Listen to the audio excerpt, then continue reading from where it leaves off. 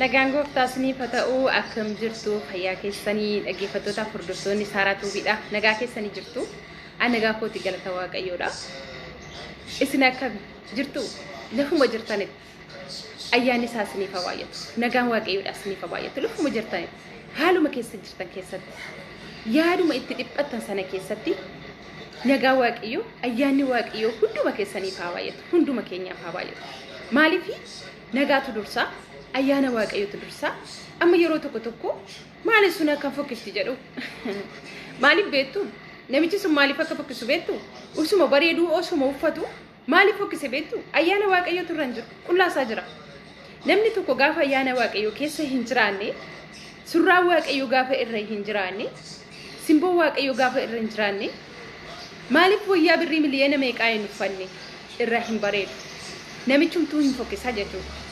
Kanaafi namichi ayyaanni baay'ateef jechuudha wayyaa ciccitaa wayyaa suphamaa yoo uffatellee jechuudha imarraa bareeda jechuudha haleluuyaa maalis ni jechuu barbaade tan obboleewwan ko namni ayyaanni baay'ateefi osuma hololli diinaa jiru osuma darbannaan diinaa jiru osuma bodeen itti baay'atu osuma waraansi itti baay'atu haleluuyaa ima lalisa dhugaa waaqayyoon isinitti hima imaan lalisaan isinitti hima ayyaanni waaqayyoo bichaan sirraa jiraatu ayyaanni waaqayyoo bichaan sirraa jiraatu sirraa waaqayyoo bichaan sirraa jiraatu yoos homaa tokko sitti hin fakkaatu ሁሉ ነገር ከንቱ እንደሆነ ታውቃለህ ጋፋ ያን waaqayyo sirra jiraatu osoon uffatin bareeda osoon dibatin bareeda maaliif ayyaana waaqayyooti kan sirra jiru waan ta'eef enna wantin jechuu barbaade yeroo hundaa bareeddi jechuu dandeessu ayyaana waaqayyooti isanarra jirutu na bareechi dhugaa waaqayyo osoo akka diinaati allafa kanarra hin jiru jechuudha osoo akka diinaati kan bareedinaa miti kan qullaa nama deemsisuudhaa miti lubbuudhaanuu hin jiru jechuudha garuu Iyesuus innan amanadhe darbatee nangatu nangannes haleluuyaa boris darbatee nangatu jechuudha inni amanannaa kooti inni amanannaa kooti Iyesuus Kiristoos ana wantin jechuu barbaade gaa asumaanuu jechuudha dhiifama naa godhaay gaafa namaaf ayyaanni baay'atu nama dhiba jechuudha nama dinqisiisa isuma wanti baay'een jiru akkamittiin jedhee garramama namni akkamatti akkana ta'uu dandeessi jechuu danda'a akkamatti akkana ta'uu danda'e jechuu danda'a maaliif beektaa yaadi waaqayyoodha yaada keerraa adda haleluuyaa yerooti hamminni yaaddu Iyesuus Kiristoos immoo namicha sanaaf gaarummaa yaada haleluuyaa yaani namaa fi yaani waaqaa akka lafni kunii fi samaayin kun walirraa fagaatu dhageessanii nama tokkoof obboleessa keetiif gaafa boolla gadi qottu ofii keetitti galta take care be careful dhugaan isinitti hima waaqayyo maal godha namicha isa boolla qote sana boollichatti isuma galcheeti isa qotameef sana immoo iddoo guddaatti ol baasaa jechuudha isa ajandaa ta'e jechuudha maaliif hin jedhe isinitti mana dhaggeeffadhaa dubartittii ejjite sana dubartittii ejjite namoonni hundumtuu irratti duule ajjeefnee rukutuu qabna ajjeesuu qabna maaliif ni sagaagilte waan taateef maaliif bilginnaa hojjette waan taateef cubbamtuu waan taateef du'uu qabdi jedhaniiti namoonni firdii irratti faradanii eessatti geessanii gara gooftaa Yesuusitti geessanii gooftaa Yesuus maal jedheeni maal goote jennaan ejjite yaa gooftaa sagaagilaa jirtiiti qabneefinne jedhan isa booda gooftaa Yesuus maal jedhe okay namni sin keessaa cubbuu hin qabne rukutee ajjeesu jedheen namni as keessatti wanta dubbachuutti jiru kana keessatti hubannaa qabaate jechuudha waa hundarra of fooyyessuu danda'a addunyaa kanarra namni cubbuu hin qabne akka hin jirre namni kamiyyuu beekuu qaba jechuudha cubbuuti dhokataatti goote sana namatu hin argine hiriyaa keetu hin argine malee abbaan keenni waaqarraa argaa jira kanaaf dubartittii kanatti firdii jallaa hin faranne gooftaa Yesuus namni sin keessaa cubbuu hin qabne rukutee ajjeesuu jedheen yeroo sanatti namu hundumtuu bade kan cubbuun see beekame addunyaan itti kolfaa jiru sana bichaatu achitti hafe jechuudha. Kan ishee beekameeti namatu jaan arge kaa inni kan dhossee waan barbaade godha. Garuu Kiristoos iji isaa iddoo hundumaatti arga jechuudha. Jannaan eessanii deeman. Abbaan keenya abbaa araaratti ariifatu dheekkamsatti suuta jedhuudha. Maal jedheen dubartittii sanaatiin gadi jedhee lafatti barreessee maal jedheen nagaan dhaqi jedheen. Haleluuyaa. Waaqayyo keenya waaqa araaraati. Nagaan dhaqi jedheen. Nagaan deemi jedheen. Karaa milkii siif haa ta'u jedheen.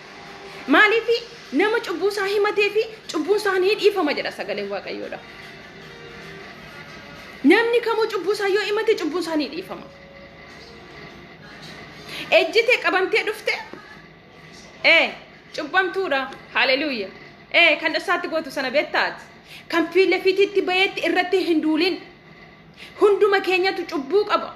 Hunduma keenyatu dhossee waan hin taane hojjeta. Namni ati gara caalu jechuudha. Anas ta'e eenyunu jechuudha. Namni bara kanaa nama akka isaatii sodaata malee Waaqayyoon hin sodaatu. Maaliif waan keenya suuta jedha waan ta'eef. Dheekkamsatti waan hin ariifanneef innoo qas jedhee na adaba. Namni nama salphisa miidiyaa irra nama baasa.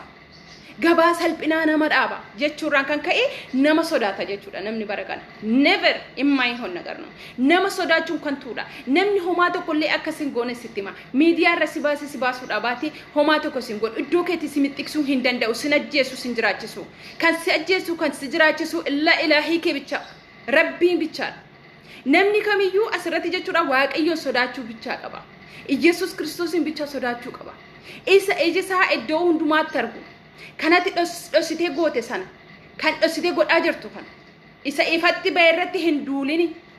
Inni cubbuun isaa ifa baheera hoo. Hin dhiisaa fi hoo abbaan keenya. Abbaan keenya hin ariifatu. Anyway, wanta jechuu barbaade asumaan jechuudha obboleettii keenya Faatiyaa yoo argitaniitu taatan jechuudha. Ifamaa wajjiniini. TikTok irra baasanii qullaa seetii rafti. Mucoon kun himatteetti eeyyeen nan dogongore. Ani akka kaameeraan banaa ta'e hin beeku. Kaameeraan banaa dhalakkaa arrafeera. Obboleettii makuu afaan Oromoo kanaa softu. Obboleettii Musliimaa ishee matu na qarratsee ganna dhiise. Ani Oromummaa koon jibbee yerootti jettee jira jechuudha. Obboleettii keenya Faatiyaan jechuudha. Hay guys eessa deemaa jirra? Obboleettii kee irratti maa kaata? Isheen okkee cubbuu ishee himatteetti. Maal irratti kaata? Okkee maaf sheerii immoo goota? Badii namni tokko balleesse okkee keessaan naxxee gorsuun dirqama. Innaa akkas goote atis dhufteetti maallaqa argattaa maallaqni sun abidda ta'ee si guba. Utuu isheen akka namimmaan ishee xuruurfattu imimmaan ishee jechuudha. Dhugaa Waaqayyoon isinitti himaa birriin sun birrii isiniin ta'u. Abidda ta'ee isin guba malee. Obboleettii kee tokko dogongora yoo irratti argite keessaan naqi gorfadhu. Obboleessa kee tokko yoo irratti argite badii jechuudha keessaan naqi gorfadhu. Irratti duulini. Akkuma mammaaksaatti muka jigetti qottoon baay'eedha jedhamu sana irratti hin duulini. Hay akkuma lafa kanarra jireenyi darbe samaa irra akka jiru namoonni hundumtuu hubachuu qaba. Faatiyaan dimeessee likki boos. Hay yeroo tokko jechuudha dhugaan isinitti himaa zarii kana jechuudha abbaan maratee hin fudhatu. Kun kennaa Waaqayyooti. Oromummaa Waaqayyo dabarsee nutti kenne. Garuu yeroo itti Oromummaa keenya jibbinutu jira jechuudha. Maaliif namni addabaabayii irratti wal baasee wal salphisaa jiru hin jiru? Illa Oromoo bicha migarmaachuu nagar. Oromooni qaawwa namaa babal'istee namatti kolfiti. Qullaa namaatti wayyaa butuu hin beektu. Maali yaa ijoollee hagamitti iski warra Amaara warra Habashaa minaamina jettanii arrabsitu. Mee guyyaa tokko isaanii wal saaxilaa jiru arginee beekna. Isaanii qullaa isaanii waliif dhossu, qaawwa isaanii qadaada isaanii waliif dhossu jechuudha. Waliif cufu jechuudha. Irra darbanii nuyiif Oromoodhaaf illee kan dhaabatu isaaniidha jechuudha. Yeroo Faatiyaa rakkatte jechuudha. Oromoon gargaaruudhaaf maal jedhe? Viidiyoo harmeen kee dhukkubsattee mana kiimiidhaa jirtu fideetii asirratti maasrajaadhaaf gannuu dhiisi jedhanii. Garuu warri Amaaraadhaa akkas hin jenne harmee kee qaqqabuu qabna jedhanii birrii walitti guuraniiti mushtashfaatti erganii turani. Hay ayyaa Oromoo mee hojiin keessan kun sirrii miti dhiisa.